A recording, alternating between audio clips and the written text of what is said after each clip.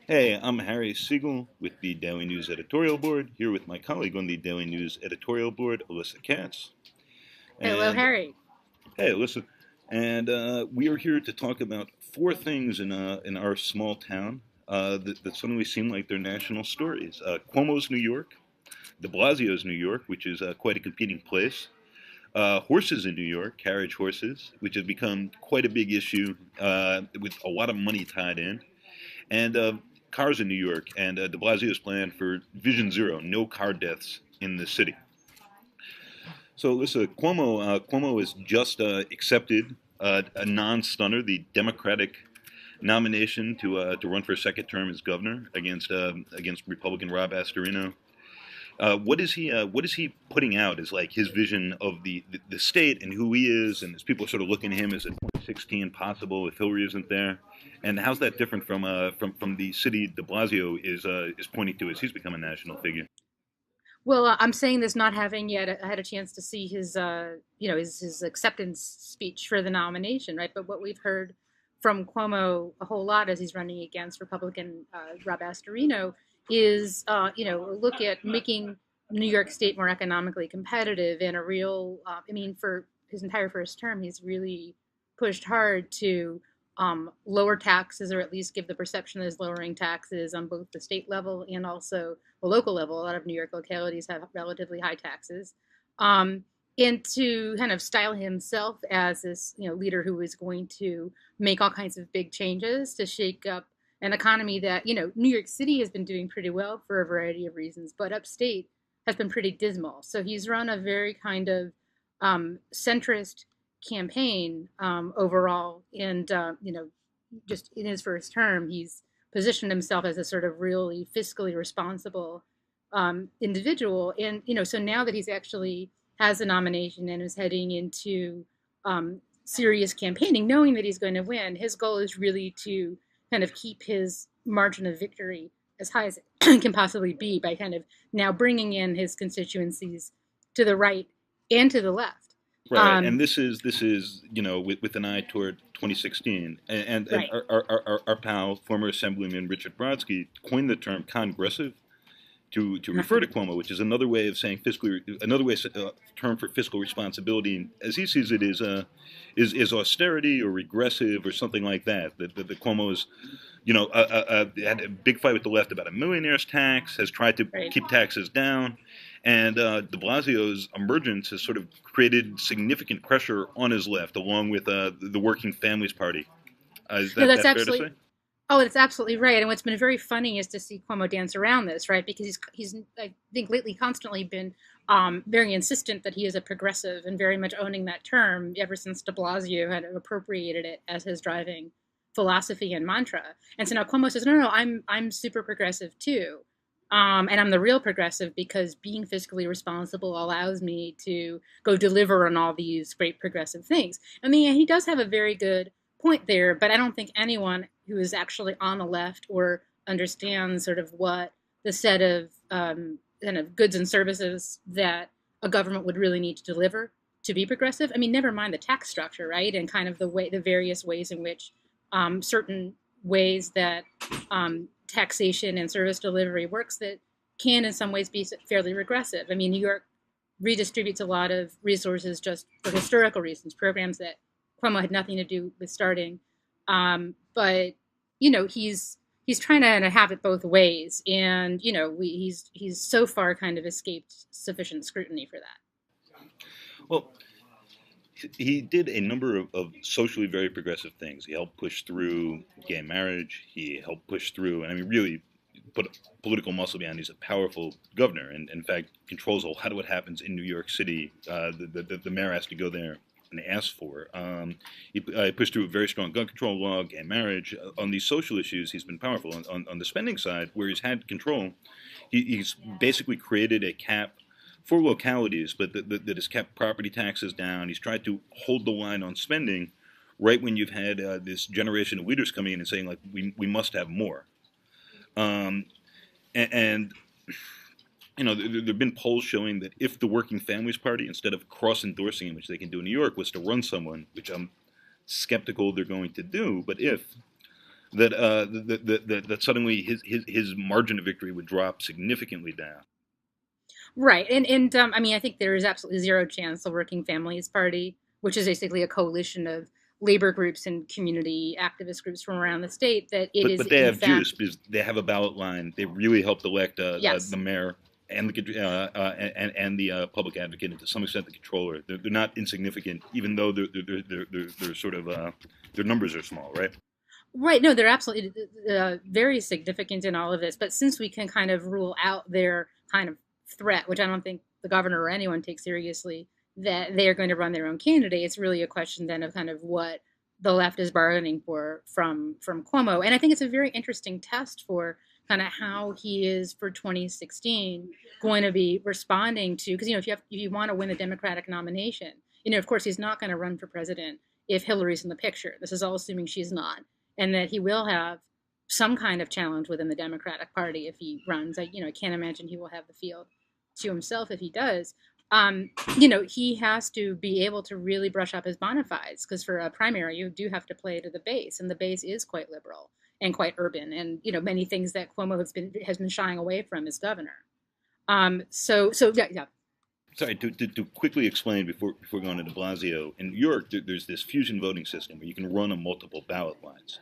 So we have all these third parties that only keep their ballot line if in statewide elections, like when the governor's there, they collect 50,000 votes on their line.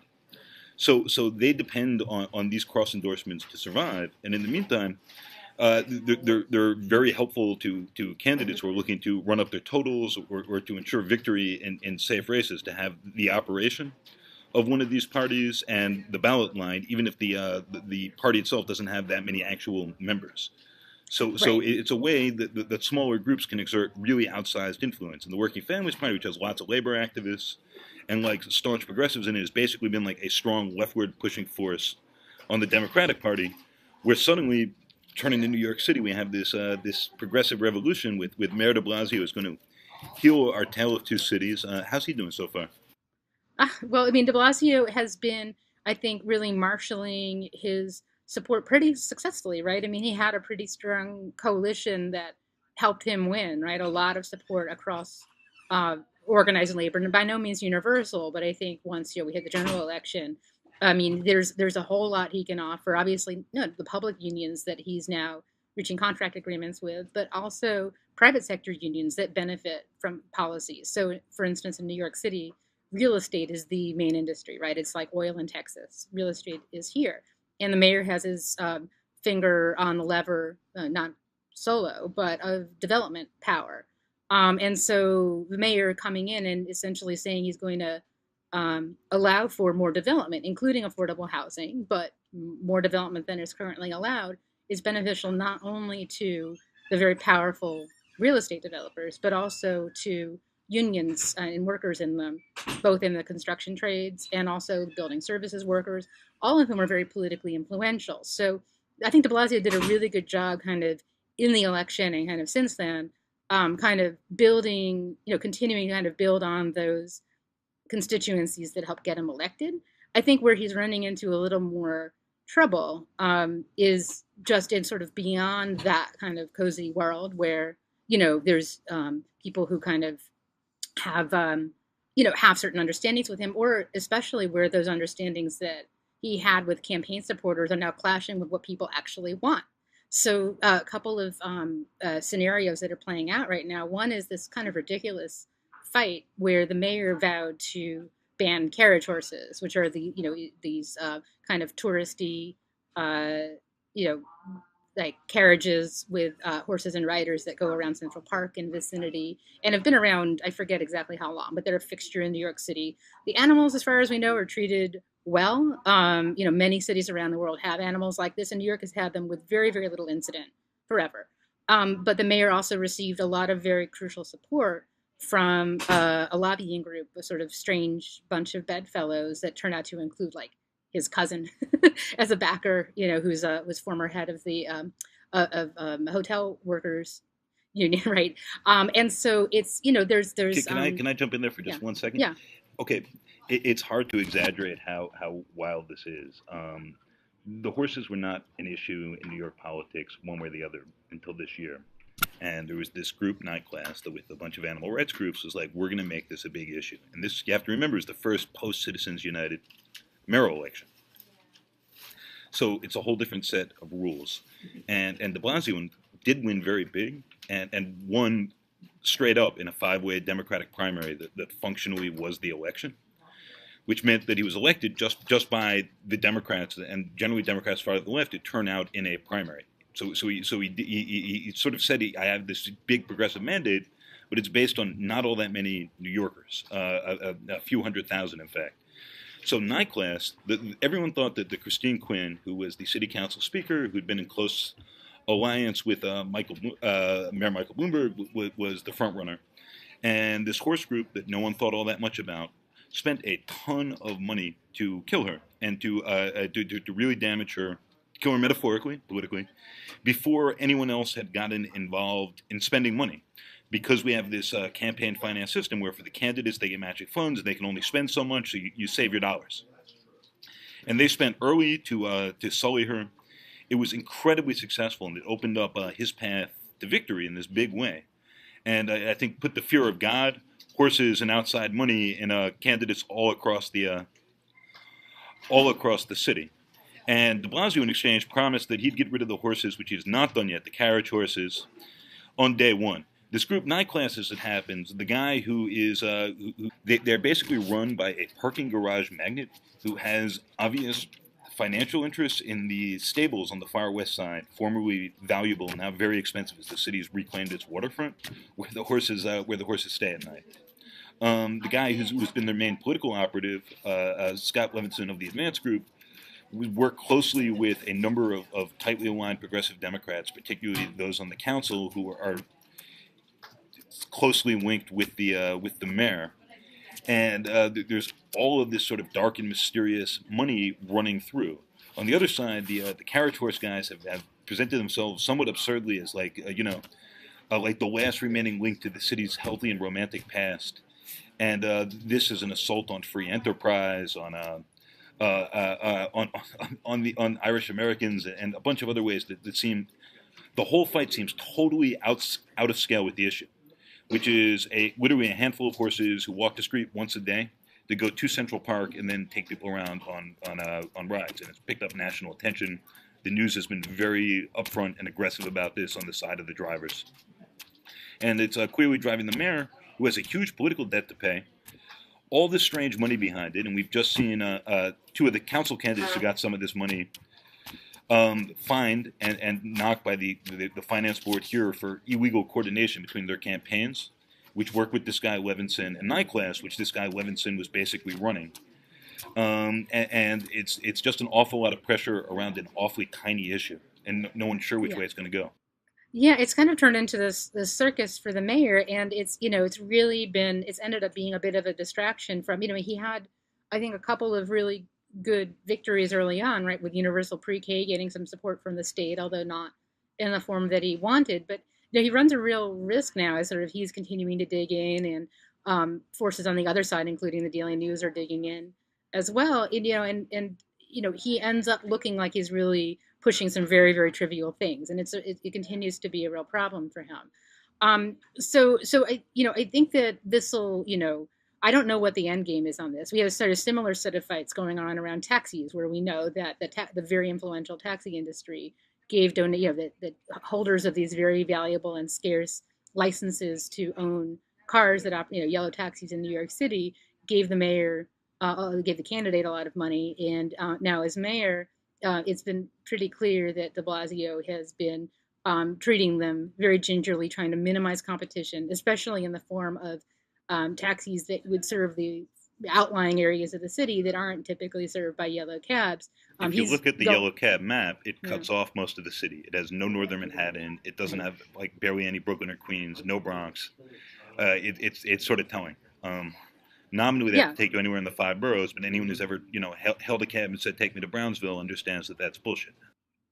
Right, exactly. And so I think it's really a funny place for de Blasio to be, because, he ran as as a progressive candidate and now mayor. He's an outer borough guy, right? Although he's in a sort of inlying outer borough area in Brooklyn, he kind of, a lot of his base is sort of outside of Manhattan initially, and so for him to have to kind of justify this position on not rushing to expand the outer borough cabs is really it's a funny kind of bind that he's in. So I think overall, I think he's really held up his kind of claim to be a progressive standard bearer and is the real article in terms of both local and national influence. And it's been kind of remarkable to see all that begin to play out. But we're also seeing is that he's getting caught up on kind of sometimes stupid and small things, often kind of related to the path he had to take to get into office in the first place. But generally, I mean, he ran, which is obviously the pole position in the Democratic primary in New York is the progressive in the field. There was a second guy, John Liu, who tried to, but he was hung up because he had with New York's matching monies program, New York City's. And this is significant because the Cuomo working families conversation about whether or not they give him their line and he takes it and all that revolves around whether or not he'll support making that go statewide. And obviously, if you start giving people $4 or $6 or $8 for every dollar, you set up some incentives for bad behavior. In Liu's case, he was dogged by allegations and open investigations into whether or not he was taking he was creating fake donors, effectively, mostly in the Chinese community, who would give small sums of money so that he would get a larger match on it. And while it wasn't clear how many of his donors this was, the campaign finance board basically took away all of his matching funds, leaving him hampered, giving de Blasio this valuable part of the field to himself, while everyone else ran more or less to the center. Which makes for an interesting dynamic and helps explain why these really small, relatively small interests. The horse carriage industry is tiny. Horse carriage industry is tiny. It actually used to be the same medallion as taxis and spun off around 1945, I think. They became a separate medallion that nobody wanted. And everyone else took the really valuable cab medallions that are so valuable because they're scarce. And there's basically infinite demand for cabs in New York. And if you can only provide it with the medallion, the guys who own those got very rich. It means that the drivers don't get rich anymore, don't even get like lower middle class anymore. And half the money they make is going to these guys they're renting the cabs from. So, but because he won in this really low turnout Democratic affair, which is also how he won office as controller, as a public advocate, and as a councilman before that, he has this gigantic budget, real executive power for the first time, and what should be fairly small chits. That seem to be looming very large in his ledger and distracting from some of the larger parts of his agenda, I would say. Yeah, no, I think that's absolutely right. I think what we're also seeing here is kind of the new dynamics of local elections in the post-Citizens United age. I mean, it's a little rare, I think, for the stakes to be as high as they are in New York City or for the money to be as big. But you now are seeing the kind of rise of independent spending, which we think about the Koch brothers or about the Chamber of Commerce at the federal level, but it has very real consequences for state and local elections too. And New York, which has these very aggressive local campaign finance rules, which are the rules that caught John Liu, right? I mean, he couldn't, they basically, and there was also a federal prosecution of his campaign treasurer and a consultant who were convicted. And so you have Liu, who played by the rules and the sort of old school system with the public matching funds, ended up getting crucified on that. Whereas de Blasio, who participated in that matching funds program, but sort of all of his sort of interesting, complicated action really took place in the independent spending end. And, he, of course, has sworn up and down, and the this group NY Class and other groups have sworn up and down that there is no coordination between the campaigns and these PACs, because, of course, that would be illegal. But clearly they're ties. His cousin, yes. John Wilhelm, his cousin, donating. For example. Yes. Like his biggest contributors are in like matching time sequences given to both. But here's the number that blows me away, right? Night Class spent about $1 million, a little more than $1 million. Most of it through this group, New York is Not for Sale, to get anybody but Quinn, to knock her out. It was seen as the ideological successor in a lot of ways to Bloomberg. Right. and that worked. And the guy who benefited from that, Mayor Bill de Blasio, for that $1 million, now controls a $84 billion budget. No, Not not that not high. not So all city only funds. 73. 73, So 73. yeah, I'm correct. It's 73.9 billion. Yes, yeah, that yeah. that No. is a valuable $1 million investment. Absolutely. And I think that that's, I mean, I think it's very interesting because what you now see is you have to remember also that national politics and also the same sex marriage campaign and other kind of national progressive campaigns that are going on, they kind of really inspired a whole kind of wave of people with money to kind of step up and really get involved in super PAC spending in progressive politics, which is sort of interesting because in some cases they were actually campaigning for campaign finance reform, right? So you have folks like George Soros's son Jonathan, and one of the founders of Facebook, Chris Hughes, really devoting a lot of money to this cause, both in New York State and in potentially nationally. And so you And already have, yeah, which is fascinating, right? Like you have yeah, literal billionaires for getting money out of politics. right. Um, Well, no, and and the I Working totally get Families why they're Party doing it, pushing it right? so hard, it Mm. makes total sense. Like in New York in particular, this helps progressives. Right, it helps progressives, and I think what you're also seeing is, I think, what would be the apparatus of any kind of further efforts in other cities. Now, the big advantage that progressives has had in New York, and you kind of got at this earlier with your explanation of the Working Families Party, and with what New York calls fusion voting, which most states used to have, or many states used to have, until because it basically empowered the fringes, right? It empowered the left and empowered the right, and the kind of business interests and other interests didn't want. And I think it was especially the left parties they were trying to shut out. All but 7 states banned this kind of voting, where third parties actually had influence over the number of votes that main party candidates could get. And But so in New it's going to York, be right, harder. the, Yeah, the, the Democratic primary is almost always the drill. The right. mayor's office has been an exception. We haven't elected a Republican statewide in over a decade now. Pataki was the last one. We did have non-Republican mayors, but every other office, statewide office, and every important city office is always held by a Democrat. So if you have the ability to put pressure on the Democrats to move further left, and there's no compensating thing to the right, it's very very powerful, and it's a small enough city politically that you have to look the people you have these debts to in the eye. Bloomberg was very fond of boasting, which infuriated me, that he couldn't be he was a billionaire, so he couldn't be bought, and spent a lot of his time sort of renting or bribing support from a lot of the left wing establishment, which was determined to wait him out, and finally did. And now you're sort of seeing the other side of this, that politicians, regular politicians, have debts to pay, and Yes, they they take them they seriously. do. They do take them seriously. And Bloomberg had his own kind of funny debt to pay, right? Because he, for instance, bought a ballot line, right, from this crazy group called the Independence Party, which we've written a lot about at the Daily News, which basically its whole business model is to trick independent voters into signing up for this independence party. That is To basically, be fair, they yeah. have a separate New York City wing, which is controlled by lunatic, Marxist, anti-Semite To cultists be who fair. sometimes run for president with Pat Buchanan. So they're not just a hollow and corrupt operation; they're also they've got a crazy cult. Yeah, That's what I think third we parties in New call them York. a loony. Yeah, we call them a loony sex cult, I think. Yeah, So which is accurate. And look, this is the city in which the Liberal Party helped elect Rudy Giuliani. Like these names are not generally terribly accurate.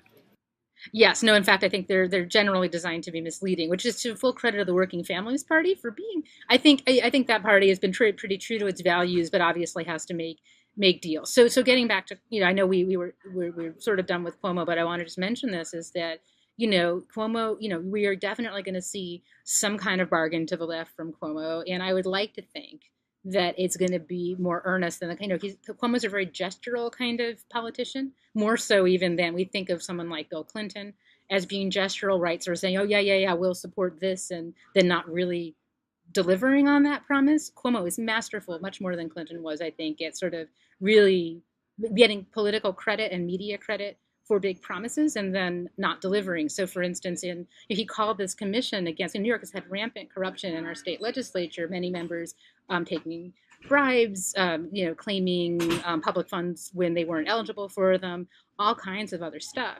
And governor formed an emergency commission to investigate this and to lead to further action. Oh, with and then great sort of suddenly, fanfare, this was going to clean up Albany at last. Right. Like an adult had stepped in, the bad guys and criminals Right. were going to go, and he wasn't going to stop until it was done. Except, right. Except, and then suddenly, he just as suddenly, moved to disband it, into all appearances, right when they were actually about to before they were going to actually issue the find big something. report. Yeah. Right. And so, then what we have now is that the U.S. Attorney in Manhattan, Preet Bharara, has subpoenaed, the records of the commission. And, we will see what happens. It is such a fascinating challenge to Cuomo as he is looking ahead to his national ambitions. And it means that he's going to have to be on his best behavior.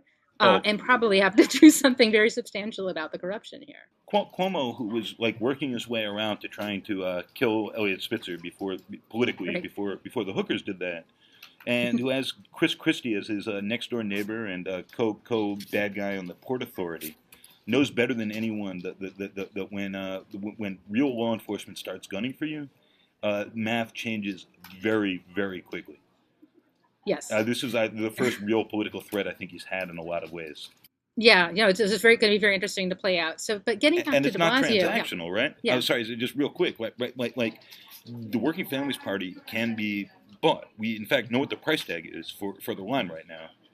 They've been Right. quite open about it. It's like real campaign finance statewide of a sort that's not going to run out of money, is actually going to apply in the whole state. There have been these ideas of having it only count in New York City, and then they would support. Maybe they'll support otherwise, but that's their ask, right? Like Preet Bharara, with Moreland, when he set up this corruption committee, he finally said, hey, the state legislature did these things and they made these changes, which were largely for the best. But he said, good enough. Good enough. So this thing I said was going to clean up everything. It's done its job. It got this out of them. It extracted it. We're done. There's no way, I don't think, to bargain with Preet, who's the U.S. Attorney for the Southern District, that way. I don't think he's playing the same sort of politics. No, he's not. We're looking at this very closely. It'll be very interesting to see what happens. But yeah, I did want to circle back to De Blasio, because I think and this actually does relate to Cuomo as well, because one dynamic, it's true in many states, but especially in New York, is that New York City is actually hugely dependent on Albany and on the governor and legislature for permission to do pretty much anything. And there's pretty much no area of life in New York City, from taxation to schools to traffic rules to anything that is not touched by sort of having to go and beg the state, not just for money, which you expect we'll have to beg for, but also just sort of very rent regulation. How much can tenants be protected from sort of huge spikes in rent? All of that stuff is controlled at the state level, and leads to a lot of problems when you have upstate legislators who love nothing more than to just make life really difficult for downstate people. Yeah. And that's why governors and mayors are always in tension, even when they're not sort of representing different ideological wings of the party. Right.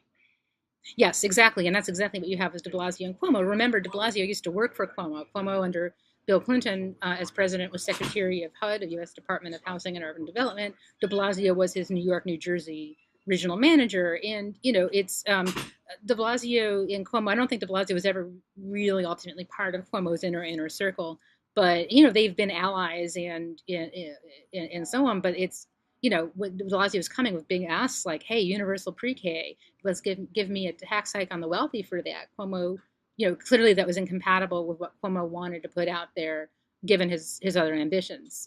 So you've had this dynamic going on. But what I've been starting to look at now is kind of De Blasio starting to move on to other initiatives besides the carriage horse ban, which is kind of on a simmer, and the universal pre-K, which is now in motion and has funding from the state. Alyssa, so yes. De Blasio really likes to say that he's like he's putting out big ideas, right? Yeah. And a broad vision. And a bold one, and then he expects other people to live up to it. When he's bargaining with the governor for money for pre-K, when he's dealing with his own staff, he's just like, I'm going to put out big plans. So the one that really excites me that you know a good deal about is he's basically promised to end death in New York. Yes. We will not die except by natural causes, which is great.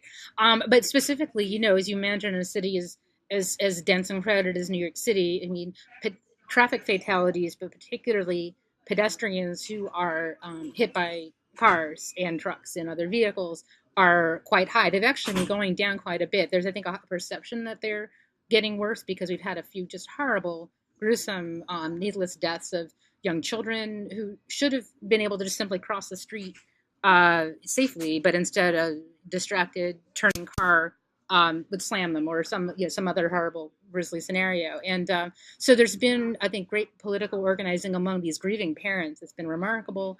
And there was organizing during De Blasio's campaign. De Blasio started out as being kind of very opposed to sort of aggressive measures to do something about all this carnage because there's a sort of conventional wisdom in New York politics is that it's a non-starter to tell drivers that they have to behave and that they have to do anything. Bloomberg pushed for a lot of that and Yeah. infuriated many outer borough people. And so, as a matter of like political common sense in the cycle, there was a lot of standing up for the outer boroughs and the drivers. And Anthony Weiner, before Right. his series of issues, New York Daily News columnist Anthony Weiner, before his series of issues It's, as a candidate, famously turned to Bloomberg and said, when he was mayor, the first thing he was going to do was not ban carriage horses, but I'm going to rip up your fucking bike lanes. that's right. I'm going to rev up your bike lanes. And That's a quote. right. Okay. And so, De Blasio sort of, went through this remarkable transformation as a candidate where during his campaign, he said, I'm going to put something out called Vision Zero. And this is based on this kind of model in Sweden where, there's commitment to reducing traffic fatalities. I think both pedestrian and driver to zero by a whole kind of series of measures, some of which have to do with just urban planning nerddom, like how do you rebuild streets, but also speed limits, policy measures, and an overall change in the culture. And so he committed to bringing that, and I think brought some, support. It was, he brought some important support along with him when he stood up and said he would support that. And now he's actually beginning in a very public way to deliver on it. And so it's been, I mean, And he's I aiming think at there's cars, right? Like much more so than bikers or pedestrians or their well, behaviors. Is that right. I fair? mean, I know absolutely. the Well, police did beat up one old man. the police did beat up Walmart. Well, I mean, there was terrible missteps early on. No pun intended there, right? I mean, that he got De Blasio got a new police commissioner, Bill Bratton, who immediately, because he'd come from L.A., where jaywalking is a horrible crime, Bratton's first impulse was to stop pedestrians from crossing the street, midway, not at the light, what have you. And I mean, this is like a sacred right in New York City, and the pedestrians are not the problem. I mean, they can be if they're really reckless, but you have these multi-ton vehicles, and then this large number of pedestrians, and the vehicles are clearly the thing that need to be targeted. And so I And think at they this very point, kind of it's like nearly as many deaths by car as by murder. I think it's more deaths by car than by gun. Is that right? I would have to check the numbers on that, but certainly it's more Neck and neck. injuries. There's Yeah. and there's far more injuries from car collisions with pedestrians than from shootings. Far higher. And I mean to the extent that I wrote an op-ed for the Daily News before I came on board here about this, and our colleague Josh Freeman, who was editing it, said that number can't be right. And I said, no, this is actually right.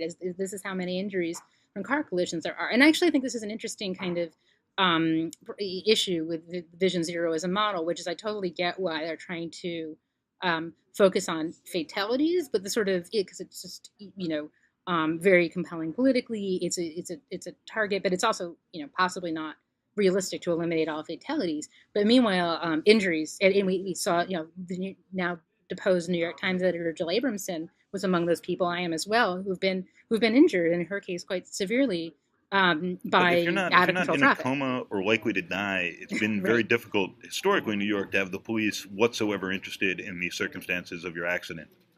Right. Well, now the police are being brought right into this. I was actually talking to a police captain last night who, he was certainly talking the talk. It sounded like he was walking the walk, but they were there at a Vision Zero workshop and in Queens, and they are on board with this. What is going to be a pretty aggressive crackdown on drivers. And what really remains to be seen is, and not just crackdown on drivers generally, but on very bad behaviors, talking on your cell phone, speeding, turning without paying attention to the pedestrian in your crosswalk is just stuff that is pretty basic, is illegal, but rarely gets enforced. So now the order from the top is you must enforce this stuff, and they're actually really looking very carefully at the numbers. How many pedestrians were injured in this last month in your precinct? And this is going to be a new, under Bloomberg and Giuliani, it was how many murders, how many assaults, how many rapes in your precinct. Now it's how many pedestrians were injured and how many murders, assaults, rapes, and so forth. So if De Blasio, if the speed limit goes down to 25 on big New York roads, help me out here? Is that a fascism or communism? I don't know, but in either case, we need the state legislature to approve it. That's right. So Assuming, it's got to be assuming that something. does happen, and it looks like there's a compromise where advocates have wanted to drop it to 20, and again, the city needs the state's permission to do this insanely. It may go to 25. Is that really going to save lives by itself?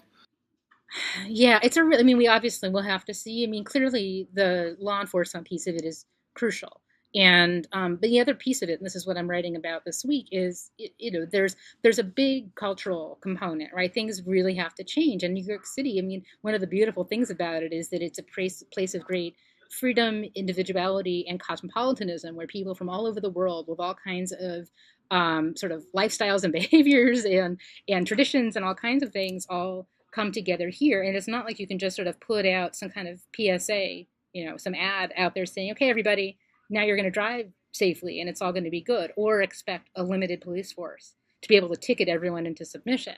And there's a lot of parts of the city where really, really reckless and aggressive driving is the norm. And so what I'm really looking to is sort of how do you begin to change culture in a multicultural environment, and how do you I haven't honestly yet seen, and I'm giving them every benefit of the doubt and want to hear what's coming, but sort of what the game plan is for attacking the culture change, which De Blasio has promised he will do.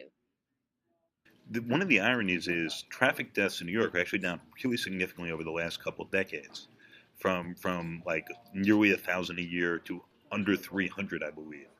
But Yeah. they've ticked up in the last couple of years, and because crime has dropped by so much, I mean, there's so many fewer murders. Even while much of this problem has, in certain senses, been dealt with, not to be at all glib about the remaining people who are murdered or run down. Um, because the murder rate has been so low and the two numbers are right by each other, it's become very politically compelling, even as 70% of the problem, say, has already been done, and Yes, that no, remaining I think thirty that's percent right. can be tough. Yes, exactly. And especially when you say you're vision zero and you're going to get to zero, that's really tough when you make a promise that is sort of logically not fulfillable. And I think it's I guess people expect that of politicians, but it is what it is. And but I do think that the you know really trying to do this without being perceived as waging war on drivers. I mean, we have this kind of great moment where De Blasio has defied the conventional wisdom, shown that you can take measures without sort of having it be politically toxic, because I think he does have this fairly good coalition of support. But for instance, one thing that New York City couldn't get under Bloomberg, and it's not clear if we could get now, is what we call over here congestion pricing. Basically, there's this you can drive for free over certain bridges but have to pay tolls over others, and it's just led to all kinds of And Albany would need to change that, and Bloomberg tried to they get it do. Yeah. changed, and like the great people of New York rose in insane revolt, despite the Yes. fact no one in the right mind drives in and out of Manhattan daily. Well, right, exactly, and yet it did become politically toxic in part because of the dynamic in the legislature. So I think the real test is it's fine to say, okay, we're going to do Vision Zero, we're going to put some bollards here and do this there, but also on something as simple as a speed camera, right? Albany has said, oh yeah, we'll give you some speed cameras, but it turns out it's sort of like a limited number and only next to schools and all sorts of other constraints, and so you just I mean it's this is by no means a one battle, and I think it's going to be very hard on both the cultural and political fronts to really get to zero, sadly. Ah, my gut is if the number goes in the right direction, though, he will get the credit deserved. Yes, I think that's absolutely right, and maybe we can live without the speed cameras. And without the. I don't think we can live without the speed limit reduction, and let's hope that passes in Albany this year. But yeah, that's really the next big test for De Blasio now that he's got his pre-K money and so on. So Godspeed to all of us. So, listen, Oh, by the way, Harry, looking yeah. ahead to November's election and past, whose New York is this going to be? Mr. De Blasio or Mr. Cuomo's? No, I haven't thought about that so much. I mean, whose New York is it going to be? I mean, I think And it's going to be. second, is it going to be horses or cars? De Blasio versus Cuomo, horses versus cars. And then the winners face off in the finals. Yes, yes, yes. No, I think the horses aren't going anywhere. I really do. I think there might be a compromise that some have proposed that the horses stay in Central Park and have pasture there or something, and it can be a kind of cool tourist attraction. That would actually be very nice. So I think I mean, the mayor has said that he is not compromising on this, but I think that compromise is available. So, I like horses. I want them to be as happy and safe as possible, and I think this is a good out for everybody. So horses over cars and overtime for Cuomo and De Blasio. Alyssa, thanks a lot for stealing 45 minutes. I don't believe either of us actually had. No, and you really don't. let's now return to Deadline. Okay, see you shortly. Bye. Bye.